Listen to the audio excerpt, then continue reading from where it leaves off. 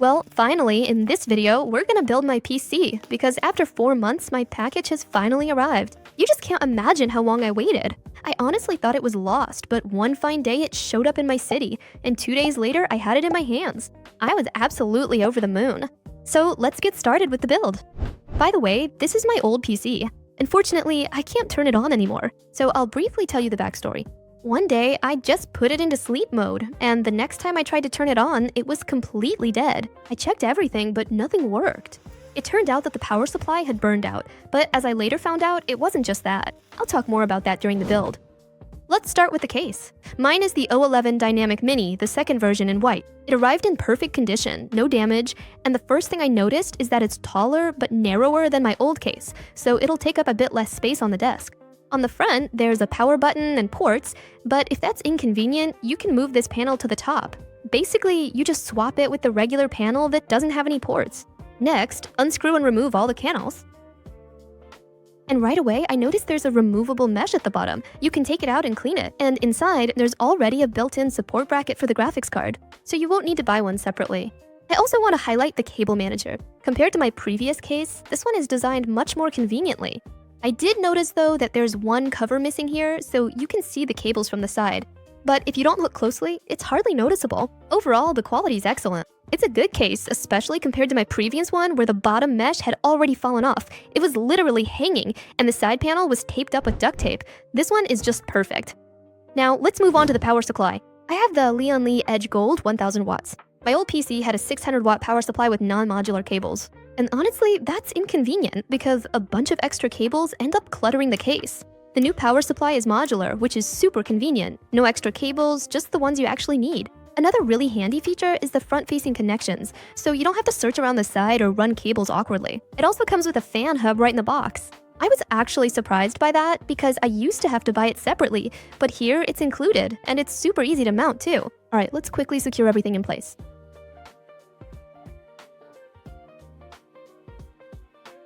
I'll come back to connecting the motherboard a bit later, you'll see why. For now, let's move on to the liquid cooling system. I have the LIAN Li HydroShift 2 LCDS. This is my first liquid cooler, and it's my first time installing one. So I hope everything goes smoothly.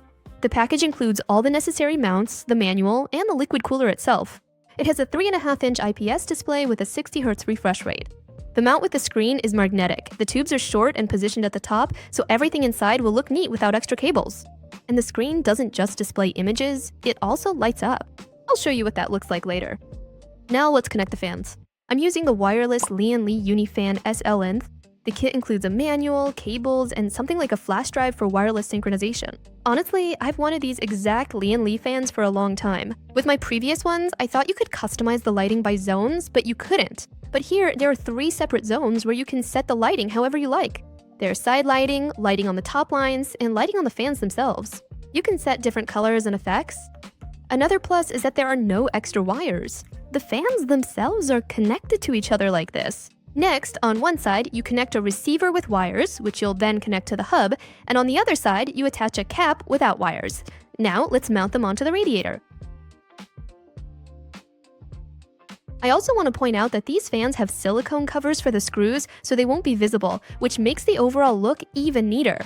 Sorry for the abrupt transition. I had already installed the water cooling system, and only then did I decide to check if the other components were working. And as it turned out, not only was my power supply not working, but the motherboard was also dead. So I had to order a new one, and it was delivered the very next day. I chose the Asus ROG Strix B550A Gaming. I didn't replace the other components since they're all working fine, handling their tasks, and overall everything runs smoothly. My main components are a Ryzen 7 5700X processor, which I bought about 2 years ago, 32GB of DDR4 RAM, and a GB RTX 4060 Ti graphics card with 8GB of memory. I bought it over a year ago, and I'm not planning to replace it anytime soon. As for the motherboard, it was the only one I really liked the most, and this is how it looks in the case now. Next, let's secure all the fans. The bottom ones, the side fan, and the other 2 fans are also mounted on the side. Here's what I ended up with. Now all that's left is to connect everything and do the cable management. I've already done the cable management. It's not perfect, but it's definitely not the worst. I managed to hide all the cables behind the metal insert in the case, so now you can barely see them. And lastly, let's close up all the panels.